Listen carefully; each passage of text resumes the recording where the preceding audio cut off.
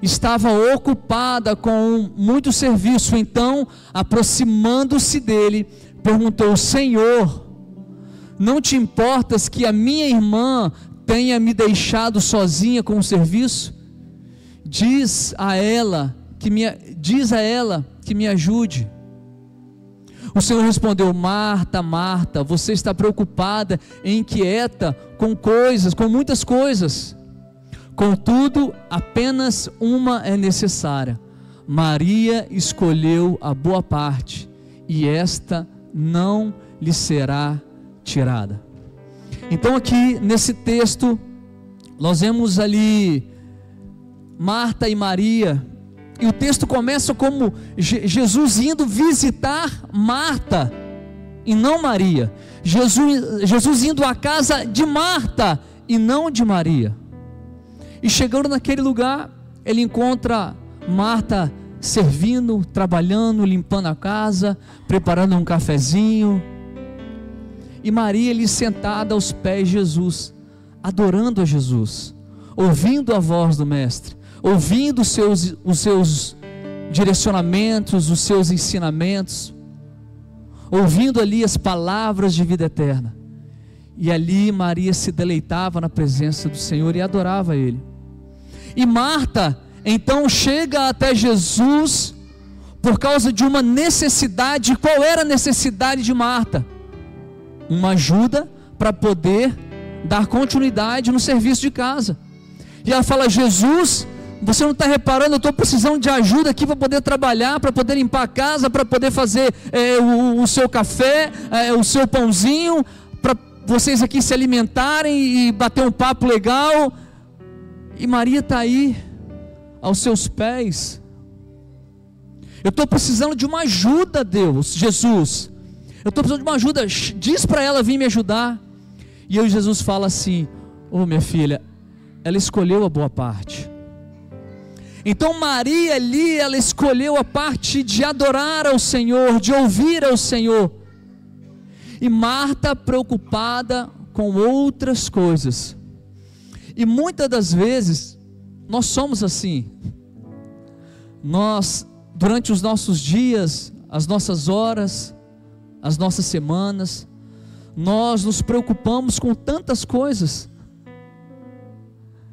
E talvez, e às vezes, a nossa última preocupação é estar aos pés de Jesus para adorá-lo.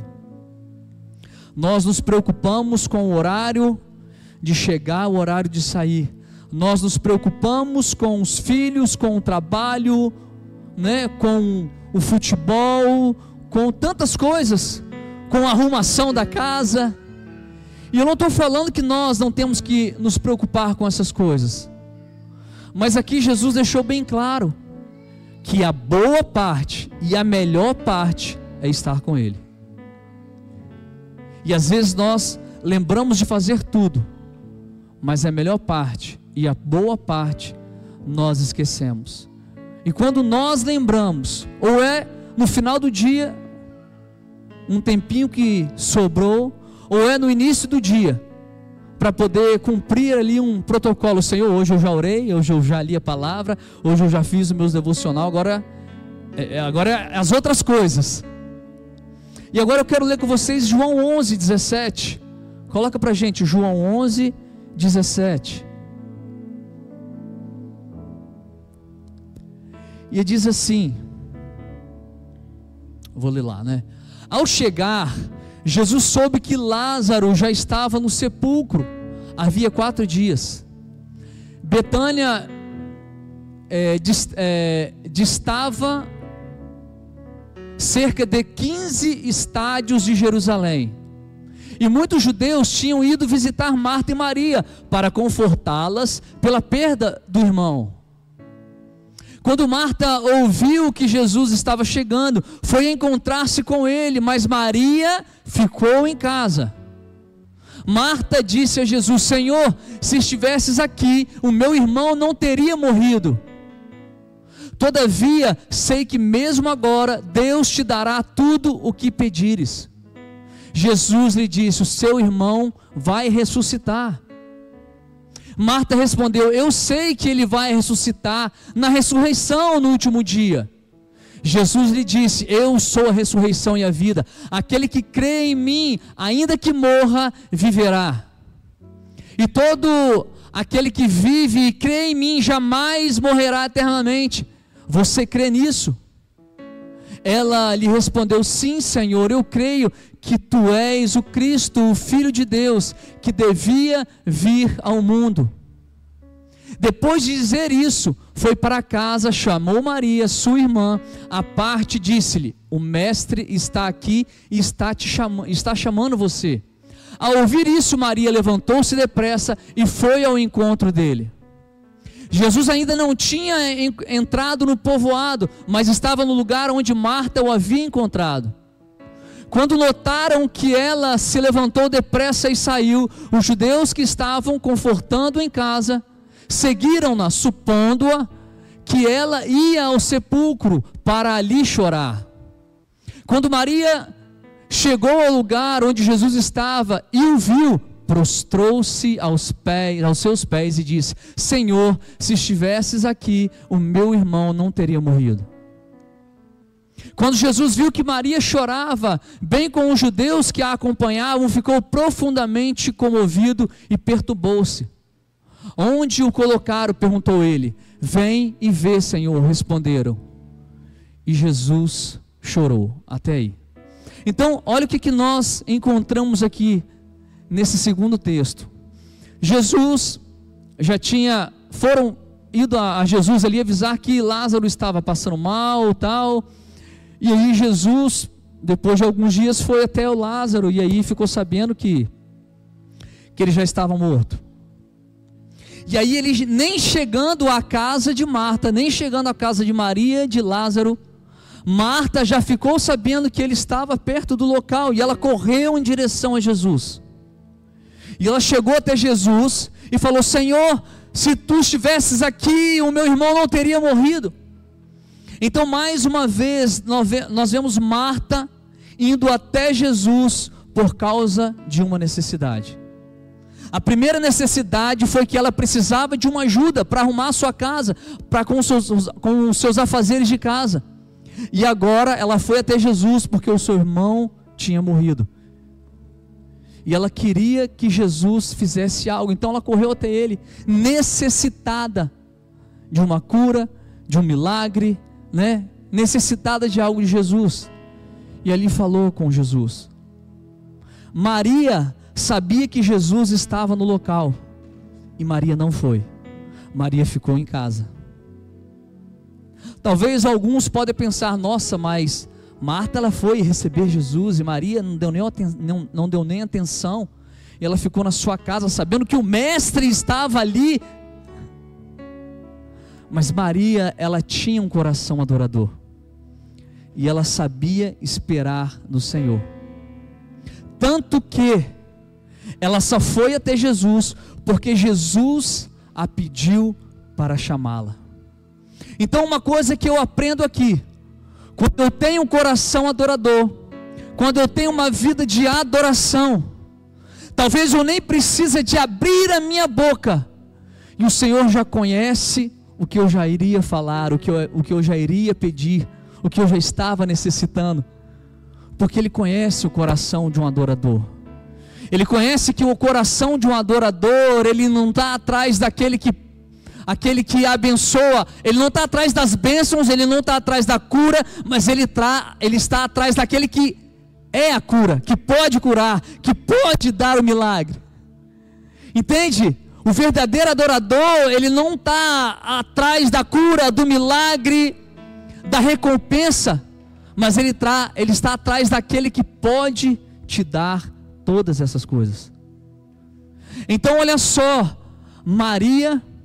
Marta foi até Maria e falou: Maria, o mestre está aí e ele está te chamando.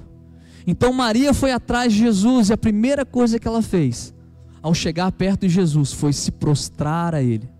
Marta, quando chegou, já foi ali falando: eu preciso disso, aconteceu isso, Jesus. Maria, ela chegou com um coração de adoradora, e ela se prostrou diante do mestre, e aí ela falou: mestre, se o Senhor estivesse aqui, o meu irmão não teria morrido. E o mais engraçado, que depois a gente vê ali escrito, né, que Jesus chorou. Mas gente, antes de Jesus chorar, eu sinto muito forte no meu coração que o que comoveu Jesus a chorar por Lázaro, não só porque Lázaro era um grande amigo dele, mas o texto ali falou conosco que ele se comoveu com o choro de Maria. Ele olhou para Maria e viu ali ela em prantos, e aquilo perturbou o coração dele, aquilo machucou o coração dele, aquilo levou Jesus a se compadecer por ela, por ver ali um coração de uma adoradora desesperada, chorando por causa de uma perca. E ali Jesus, olhando toda aquela circunstância, o texto diz: Jesus chorou. Então, o que eu entendo com isso, igreja?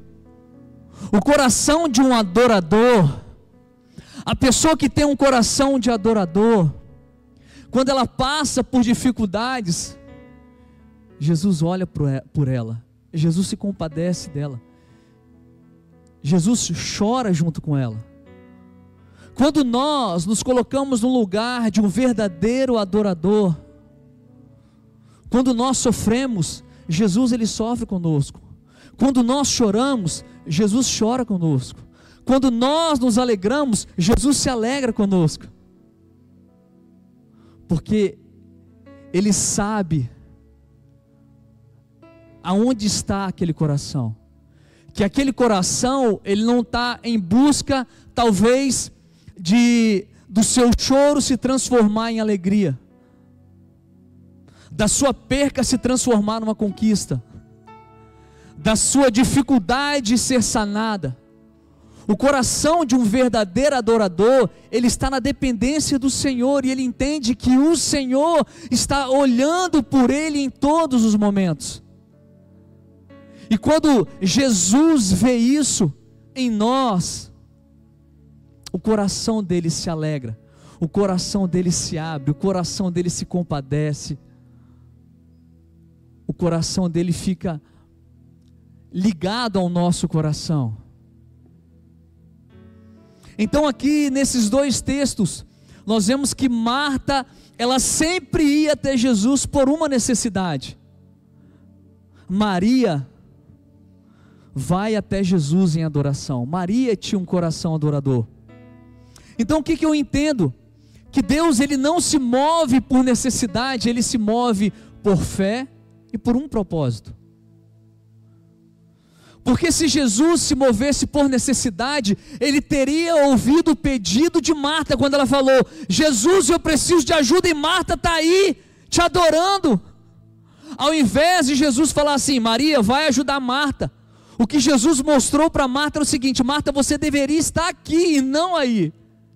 Então o Senhor em nenhum momento ele vai se mover na nossa vida por causa de uma necessidade. Ele vai se mover na nossa vida por duas coisas: fé e propósito. Fé e propósito. E deixa eu te falar uma coisa, meu querido: o verdadeiro adorador, ele tem essas duas coisas.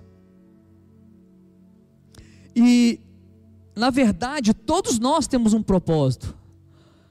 Quantas vezes nós falamos assim: não, eu tenho um propósito, Deus tem um propósito na minha vida. É ou não é? A gente fala muito: Deus tem um propósito na minha vida. Ou a gente fala muito assim também: a gente vai orar por uma pessoa e a gente fala assim: cara, Deus tem um propósito na sua vida. Mas deixa eu te falar uma coisa: há uma distância muito longa, há uma diferença muito grande entre Deus ter um propósito na minha vida e eu entrar nesse lugar do propósito. Eu posso ter uma vida inteira e Deus ter um propósito na minha vida e eu nunca ver esse propósito ser estabelecido, ser realizado na minha vida. Quantas pessoas talvez a gente conhece que morreu e não viu o propósito de Deus se cumprir na vida dele? Sabe por quê? porque ela não foi até esse lugar. O propósito de Deus é um lugar, é um ambiente, e quando eu chego nesse lugar, os propósitos de Deus estão estabelecidos sobre mim. Agora, como eu chego nesse lugar? Pela fé. E o verdadeiro adorador, ele tem uma vida de intimidade com Deus. Os verdadeiros adoradores que geram intimidade com Deus encontram um lugar de propósito, e a sua fé, ela não é mais do tamanho de um grão de mostarda, ela se torna como um grão de mostarda. Entende que há uma diferença? Quando eu não tenho um coração de adorador, e se eu tenho um coração de adorador, eu tenho intimidade com Deus, e se eu tenho intimidade com Deus, eu faço com que a minha fé, que está do tamanho de um grão de mostarda, amanhã ela esteja maior, depois da manhã ela esteja maior, semana que vem ela esteja maior ainda, mês que vem ela esteja maior ainda, e assim é a fé de um verdadeiro adorador. Porque a intimidade com Jesus Cristo, ela faz com que a minha fé, ela cresça de glória em glória. Que a minha fé, ela cresça dia após dia. Agora, se eu não tenho uma intimidade com Deus, a minha fé, ela vai ser, talvez, para sempre, do tamanho de um grão de mostarda.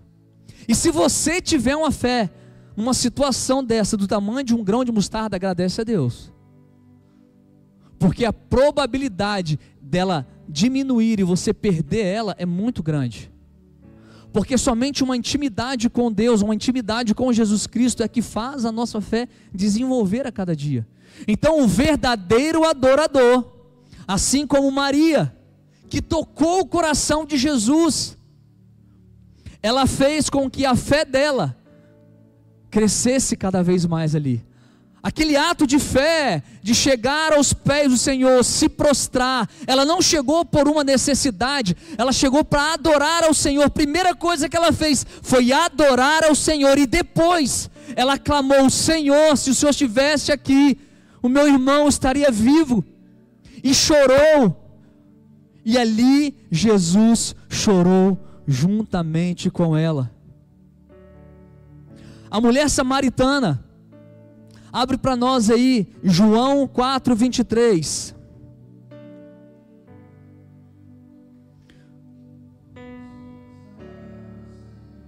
Aleluias.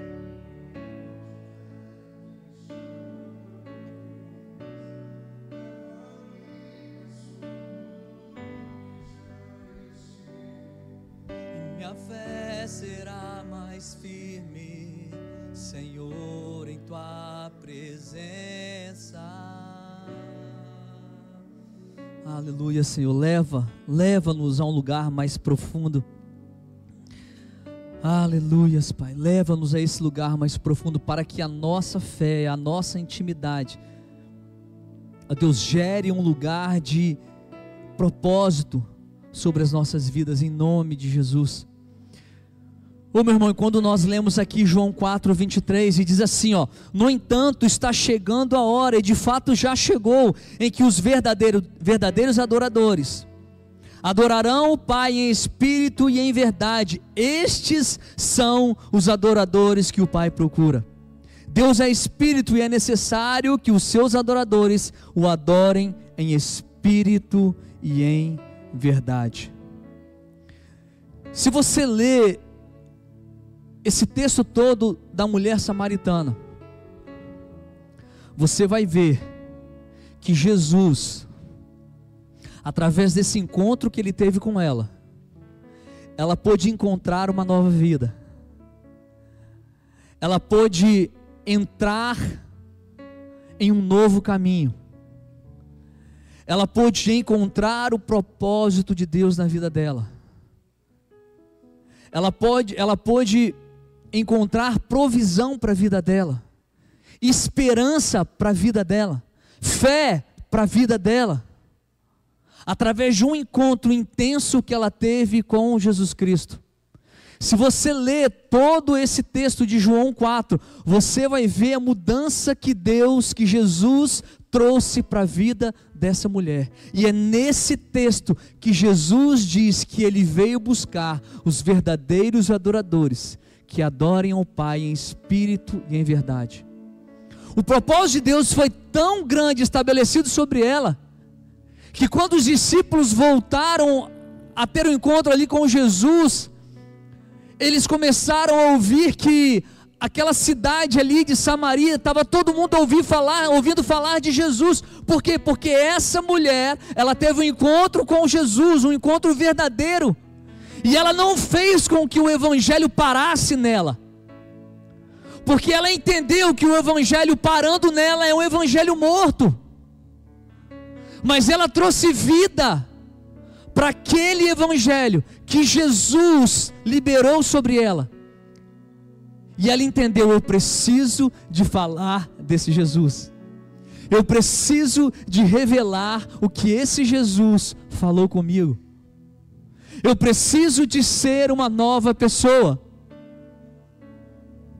eu preciso de caminhar por um lugar diferente, por um novo caminho, um caminho de vida.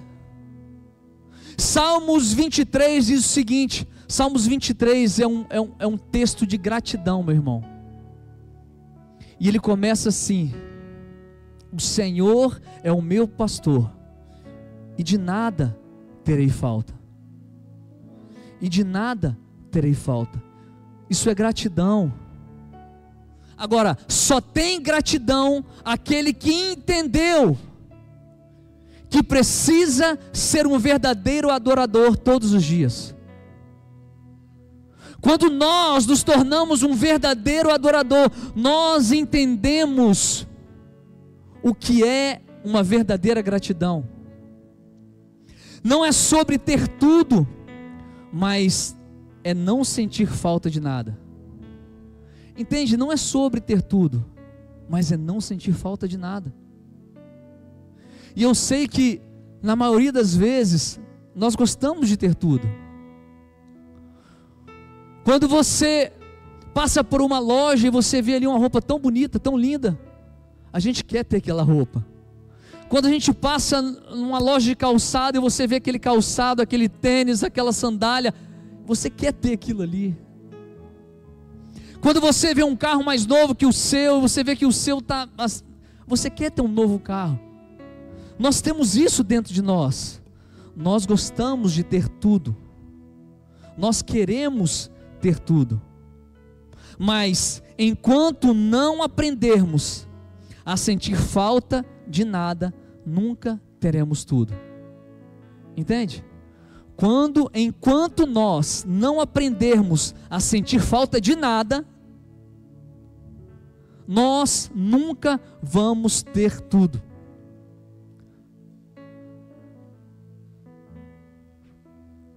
Quando nós não entendemos esse primeiro texto de Salmos, de Salmos 23, a minha vida vai ser uma vida de conquista, a sua vida vai ser uma vida de conquista. Quando eu entendo que nada me faltará, que o Senhor não vai me deixar sentir falta de nada, é nesse momento que eu consigo conquistar o tudo, porque você não sente mais falta de nada. Aí Deus entende que o tudo Ele pode derramar na sua vida. Davi, ele era o maior adorador, ele foi o maior adorador da história. Eu quero ler com vocês Salmo 62. Coloca para a gente Salmo 62. Olha o que é um coração de um verdadeiro adorador. A minha alma descansa somente em Deus, dele vem a minha salvação, somente Ele é a minha rocha, a minha salvação, Ele é a minha torre segura, jamais serei abalado. Até quando todos vocês atacarão o homem que está como um muro inclinado ou uma cerca prestes a cair?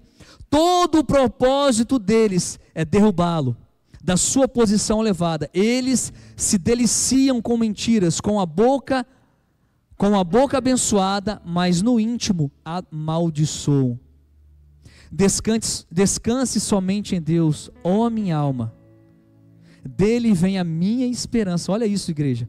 Descanse somente em Deus, ó minha alma. Davi falava isso com a alma dele queria explodir, a alma dele queria conquistar, a alma dele queria algo a mais, a alma dele queria se entristecer. Ele falava assim: descansa em Deus, ó minha alma, dele vem a minha esperança.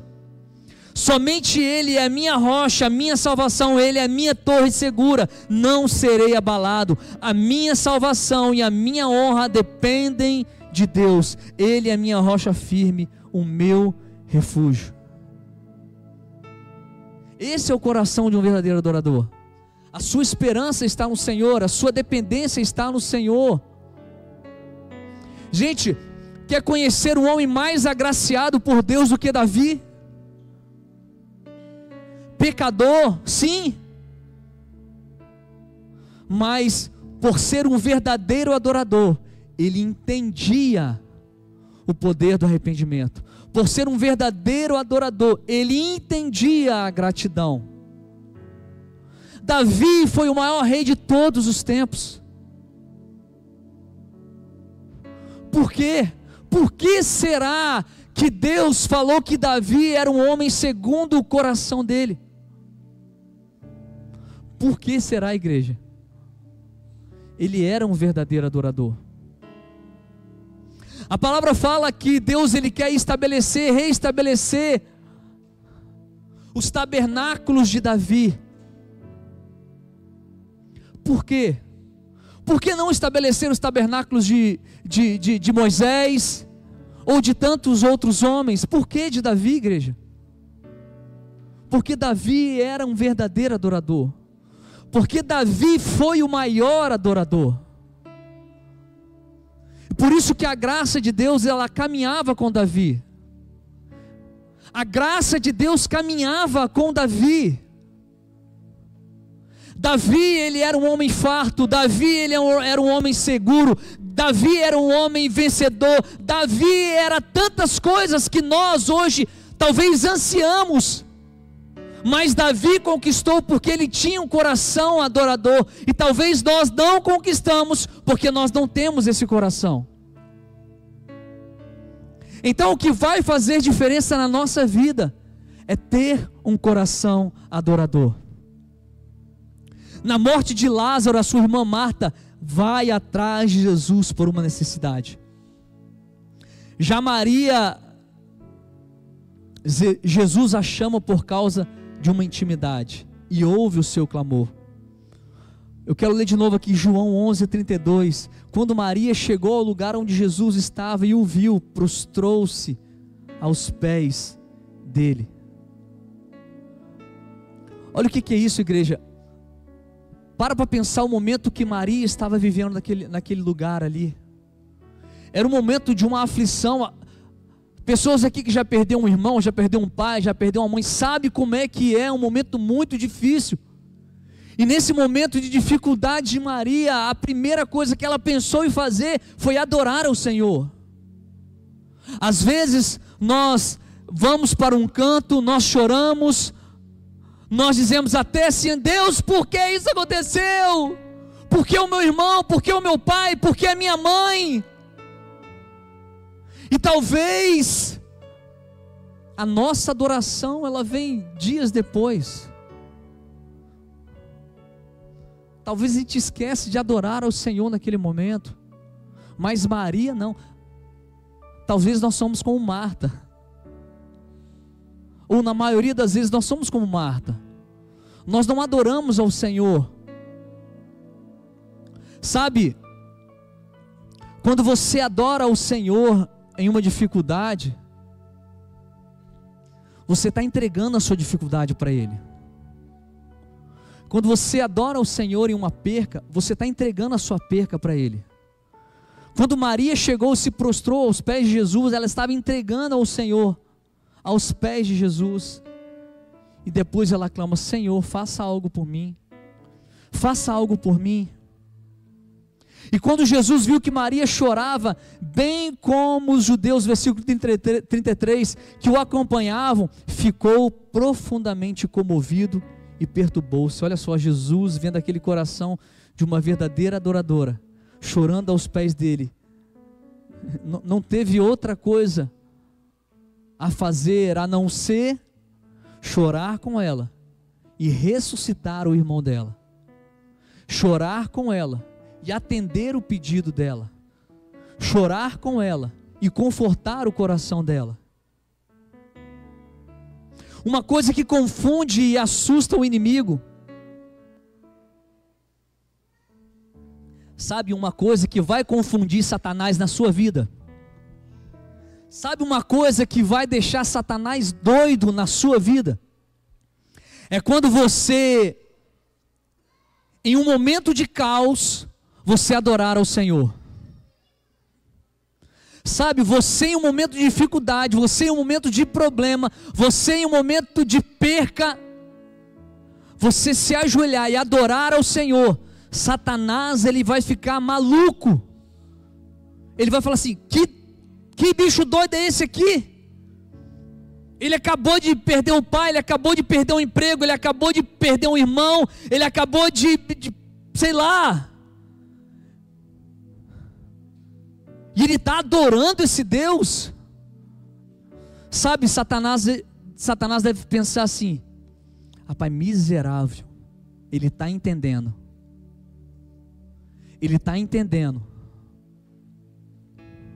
Satanás, ele é oportunista, igreja. Ele pega o que você está passando, ele pega o que você está entregando e faz daquilo que ele bem entender. Ele é oportunista. Mas quando ele vê que aquele homem, aquela mulher, aquele filho de Deus entendeu o seu propósito, entendeu o Deus que ela serve, entendeu o Pai que ela tem nos céus, e ela começa a adorar ao Senhor em um lugar, em um ambiente de caos, ela confunde a mente de Satanás, ela expulsa a presença de Satanás. A palavra do Senhor diz que os demônios, eles estão ao nosso derredor, esperando uma brecha. Sabe, quando você faz isso em um momento de caos, você fecha completamente qualquer tipo de brecha que existe, e isso irrita ele, isso deixa ele doido, isso deixa ele nervoso. Você, pela fé, glorifica a Deus, crendo que Ele já te deu a vitória, crendo que Ele já enviou a provisão, crendo que Deus já determinou o milagre, quando nós adoramos a Deus em um ambiente de caos. Tem um homem, um americano, se eu não me engano, acho que ele foi político nos Estados Unidos, e ele tem uma frase que diz o seguinte: o que conta não são os dias de sua vida, mas a vida em seus dias. Olha o que ele diz: o que conta não são os dias da sua vida, mas a vida nos seus dias. A vida que você vive hoje, a vida que você viverá amanhã, a vida que você viverá depois da manhã. Como é essa vida? A nossa vida, a vida que eu vivi hoje é de um verdadeiro adorador? A vida que eu vou viver até eu dormir nessa noite é de um verdadeiro adorador? A vida que eu vou viver amanhã é de um verdadeiro adorador? Deixa eu te falar, igreja, se nós vivermos como um verdadeiro adorador, se nós vivermos como verdadeiros adoradores, a nossa vida, ela vai ser completamente do que você já viveu, do que você já viveu no seu passado.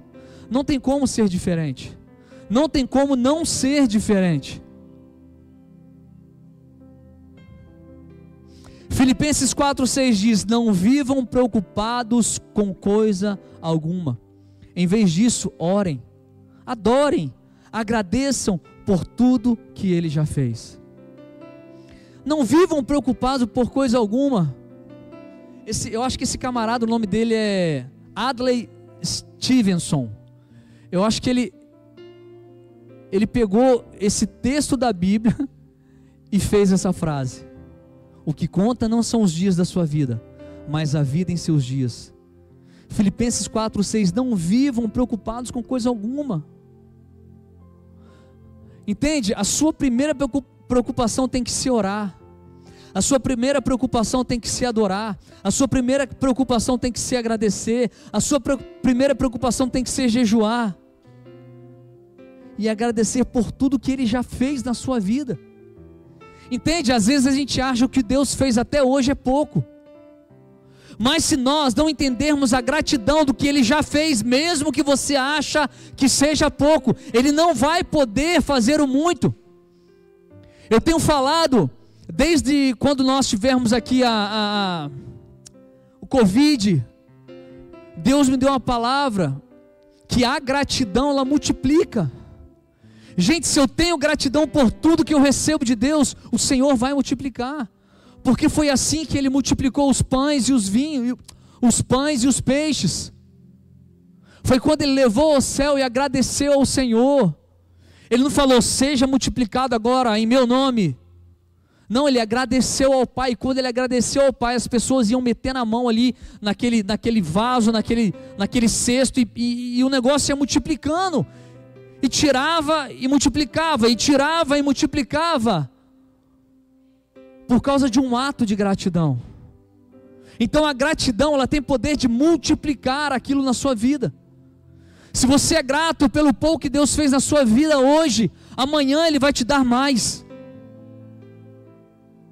Se você é grato por uma cura que você recebeu hoje, uma dor de cabeça, amanhã tem mais cura para você.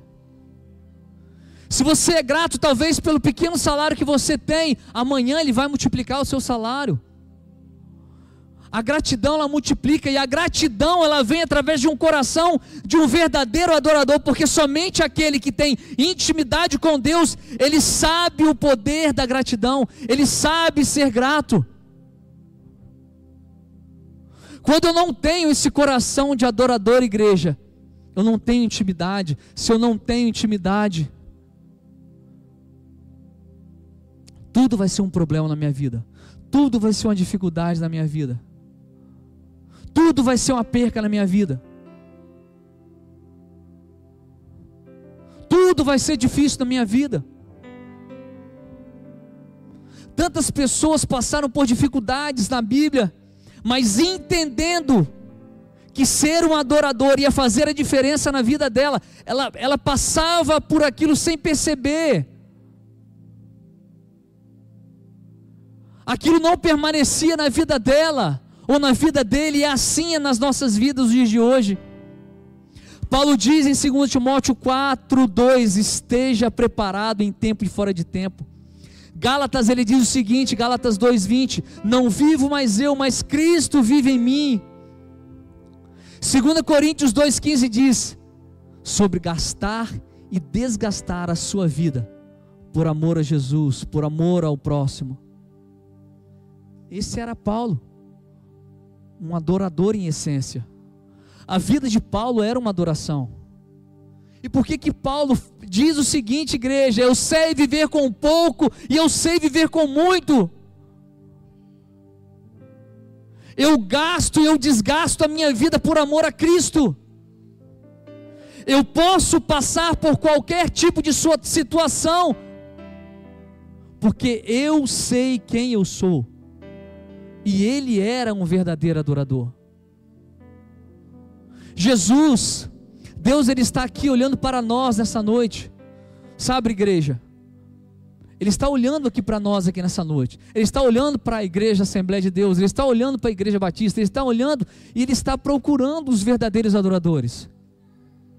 Você entende isso? Que está escrito no texto. Ele procura os verdadeiros adoradores. Ele faz isso hoje, ele faz isso amanhã, ele vai fazer isso semana que vem. Entende? Procurando um verdadeiro adorador. Talvez se até ontem, ou talvez se até agora eu não fui esse verdadeiro adorador, essa é a oportunidade de me colocar nesse lugar, de ser um verdadeiro adorador.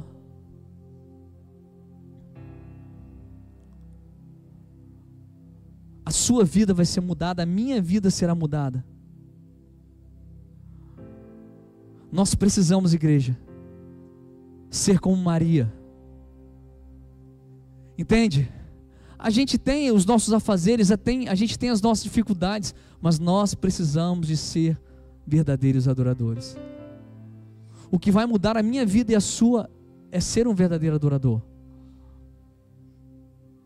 Tem uma música que diz assim, ó: é Ele, por Ele que eu estou gastando a minha vida, perdendo tudo por amor e com alegria, dono dos meus dias.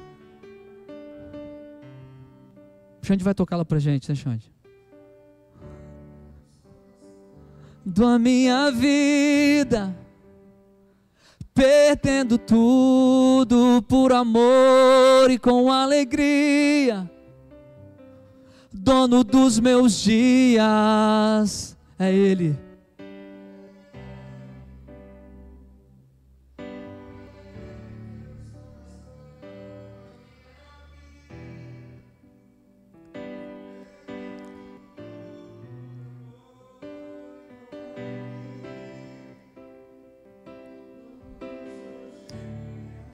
Fique de pé no seu lugar.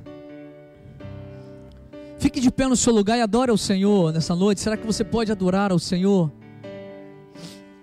Entende? É por Ele. É por Ele.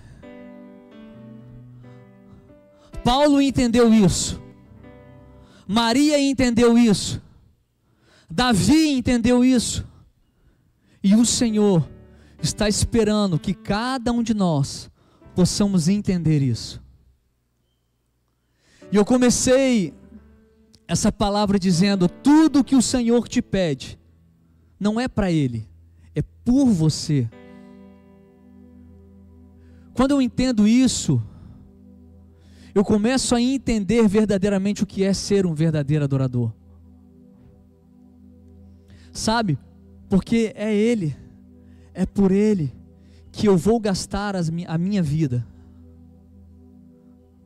Eu posso perder o que for, é por Ele, é dele. Você não vai ter dificuldade em perder por amor a Ele, porque quem perde por amor a Ele ganha. O verdadeiro adorador, ele entende que ele não está perdendo, ele está ganhando. Entende? Quem não é um verdadeiro adorador, ele sempre vai achar que está perdendo. Ele sempre vai achar que está faltando. O verdadeiro adorador, ele entende que mesmo na perca, ele está ganhando. Eu digo o seguinte, que até o não de Deus constrói caminhos. Sabia, igreja? Até o não de Deus constrói caminhos. Quando eu sou um verdadeiro adorador e Deus fala para mim assim, é não, eu entendo que Ele está construindo um caminho para mim. Mas isso só vem com esse coração de um verdadeiro adorador. O não, até o não constrói caminhos.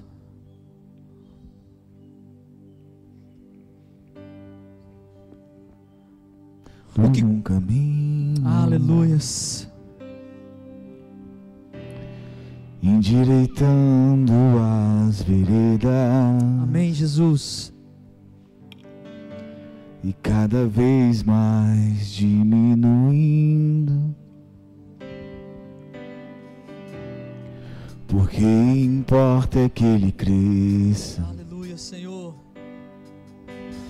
Nele o meu prazer está, eu não sou digno de desatar as tuas sandálias. Nele a minha vida está, e o caminho com a certeza De que Ele virá. de que Ele virá. E é Ele. É Ele, por Ele que eu estou gastando a minha vida. Não vai ser em vão. perdendo tudo por amor. Não vai ser em vão gastar a vida por Ele. Não vai ser em vão perder a sua vida por Ele. A palavra diz: aquele que perde a sua vida por mim, acha-la-á. Entende? Aquele que perde a vida por Ele, você está encontrando, você está achando a sua verdadeira vida. Eu te pergunto o seguinte, igreja: quem precisa da graça de Deus? Será que você precisa dessa graça de Deus que estava sobre Maria, que estava sobre Davi, que estava sobre Paulo? Será que você precisa de uma ativação de graça? Cada vez mais diminuindo. Será que você precisa conhecer ou se aprofundar numa vida de adoração? Que ele cresça. Essa é a pergunta que o Senhor faz para mim e para você hoje. Ele a mim. O nosso prazer está no Senhor. Eu não sou digno de desatar as suas sandálias. E nele a minha vida está. E eu caminho com a certeza de que Ele virá. De que Ele virá. E é Ele, por Ele que eu estou gastando a minha vida, perdendo tudo por amor e com alegria. Dono dos meus dias. Dono dos meus dias. E é Ele, por Ele que eu estou gastando a minha vida. E não vai ser em vão. Perdendo tudo. Sim, Senhor, é por por amor você. e É com para alegria. ti, Pai. A minha vida, estou ganhando a minha vida. Meus dias. É Ele, por Ele que eu estou gastando a minha vida, perdendo tudo por amor e com alegria, dono dos meus dias. É Ele, sim, Senhor, é Ele, por Ele que eu estou gastando a minha vida. Eu vou gastar, eu vou me desgastar perdendo tudo por amor e com alegria. Eu só ganho, eu não perco, eu só dono ganho. Dos meus dias. Aleluia. Ele virá. Sim, Senhor. Soberano em poder, Ele virá. E o governo está nele. Vejam, Ele traz consigo a sua recompensa. Ele virá. Ele traz com Ele a sua recompensa. Soberano em poder, Ele virá. O governo está sobre os seus ombros. E o governo está nele. Vejam, Ele traz consigo a sua recompensa. E é Ele, por Ele que eu estou gastando a minha vida, perdendo tudo por amor e com alegria, dono dos meus dias. É Ele, por Ele que eu estou gastando a minha vida, perdendo tudo por amor e com alegria, dono dos meus dias.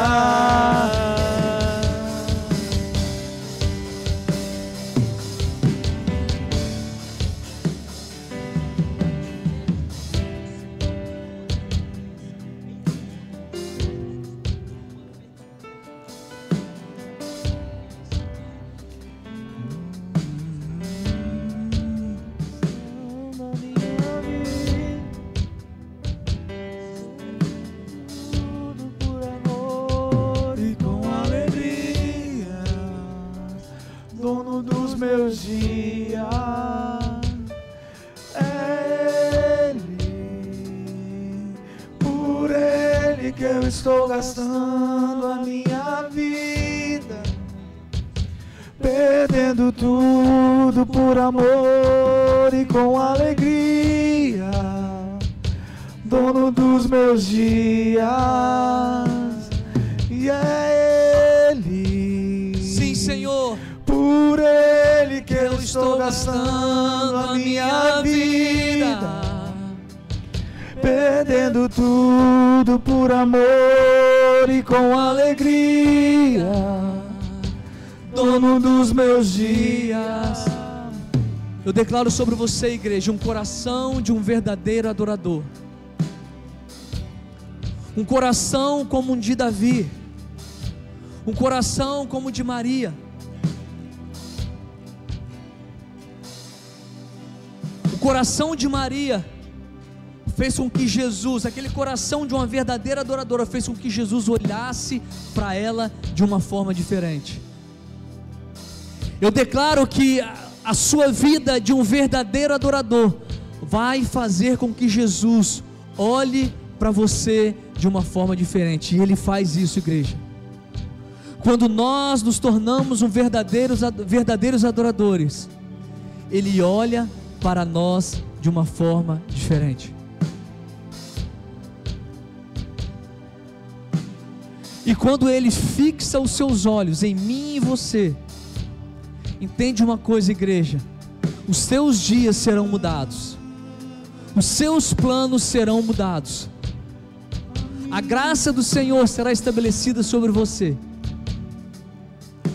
Mas para que Ele fixa os olhos dele sobre mim e sobre você, eu preciso de ter esse coração de adorador. Essa foi a chave de Davi. A chave de Davi foi ter um coração de adorador. Se hoje Davi é reconhecido como o maior rei, o melhor rei, se hoje ele é conhecido como homem segundo o seu coração, é porque ele entendeu o poder de ser um verdadeiro adorador. Eu declaro isso sobre a sua vida. Eu declaro sobre a sua vida, em nome do Senhor Jesus, verdadeiros adoradores, homens adoradores, mulheres adoradoras, crianças adoradoras, jovens adoradores, adolescentes adoradores, em nome do Senhor Jesus.